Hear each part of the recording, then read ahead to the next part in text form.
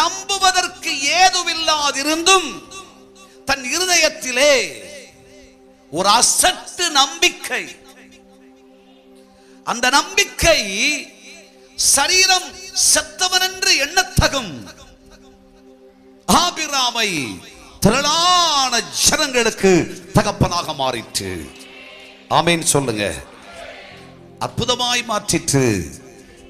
அதை சொல்லி மிகையாகாது. தெய்வத்தால் முடியும், கர்த்தரால் ஆகும்.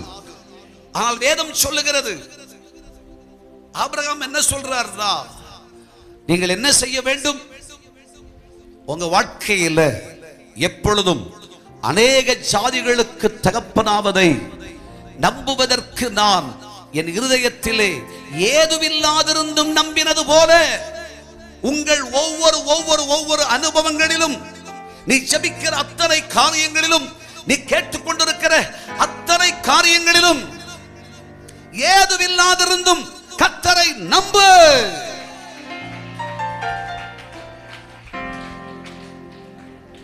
முடியவே முடியாது, நடக்கவே நடக்காது அப்படின்னு மனுஷன் சொல்றான்.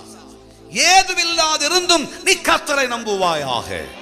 மனுஷனை நம்புவதை பார்க்கலும் கர்த்தர் பேரில் பற்றுதலாய் இருப்பதனால, ரட்சிக்க திராணி இல்லாத பிரபுக்களை நம்புவதை பார்க்கலும் கர்த்தர் பேரில் பற்றுதலாய் இருப்பதனாலும், நாசில சுவாசம் உள்ள எந்த மனுஷனையும் நம்பாத. உன் நம்பிக்கை கர்த்தர் பேரில் இருப்பதாக.